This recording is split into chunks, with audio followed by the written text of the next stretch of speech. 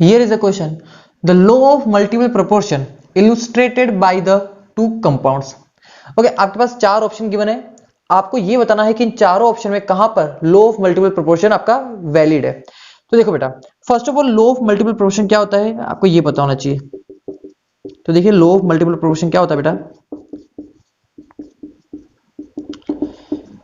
Law of multiple proportion का definition मैं आपको नहीं बता रहा हूं, मैं आपको डायरेक्ट एग्जांपल के थ्रू समझा रहा हूं। Whenever two elements are combined and form two and more than two compounds, समझ मेरी बात। Whenever two elements are combined and form two and more than two compounds, then the masses of one element, which combines with the fixed mass of another element, then the masses of one element, एक element का मास को आप fix कर लो, ठीक है, मान लो कि then the masses of one element which combines with the fixed mass of another element। देखो यहां पर भी कार्बन का मास कितना है 12 ग्राम है, ठीक है, और यहां पर भी कार्बन का मास कितना है 12 ग्राम है।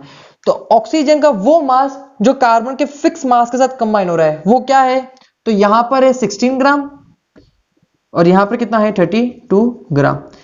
तो ऑक्सीजन का वो मास जो कार्बन के फिक्स मास के साथ कंबाइन हो रहा है वो हमेशा एक सिंपल रेशियो में होगा। तो इसका अगर रेशियो चेक करोगे तो ये कितना आएगा 1:2। तो ये क्या होता है लॉ ऑफ मल्टीपल प्रोपोर्शन, मतलब कि ये जो लॉ है वो दो एलिमेंट के ऊपर वैलिड है। तो देखो चलो यहां पर कितने एलिमेंट है, फर्स्ट में देखें सोडियम क्लोराइड और सोडियम ब्रोमाइड। तो कितना हो गया यहां पर, एक सोडियम एक क्लोरीन और एक क्या हो गया ब्रोमीन। तो यहां पर 3 एलिमेंट है, मतलब कि यहां पर ये लॉ वैलिड नहीं है। फिर है ऑर्डिनरी वाटर और हैवी वाटर। तो देखो ऑर्डिनरी वाटर का मतलब होता है H2O और हैवी वाटर का मतलब होता है D2O। तो देखो law of multiple proportion isotope के लिए भी वैलिड नहीं है, मतलब कि डिफरेंट आइसोटोप के लिए वैलिड नहीं है। एक ही एलिमेंट का एक का अगर सेम आइसोटोप है तो ही ये वैलिड है। तो यहां पर हाइड्रोजन का आइसोटोप गिवन है और दोनों डिफरेंट है, तो यहां पर भी ये लॉ वैलिड नहीं है। फिर एक कास्टिक सोडा और कास्टिक पोटास। तो ये होता है NaOH और ये होता है KOH। तो यहां पर भी देखो डिफरेंट है, ठीक है, यहां पर भी ये लॉ वैलिड नहीं है। फिर SO2 और SO3। तो यहां पर ये लॉ वैलिड है बिकॉज ऑफ देखो sulphur and oxygen combines to form sulphur dioxide and sulphur trioxide, ठीक है।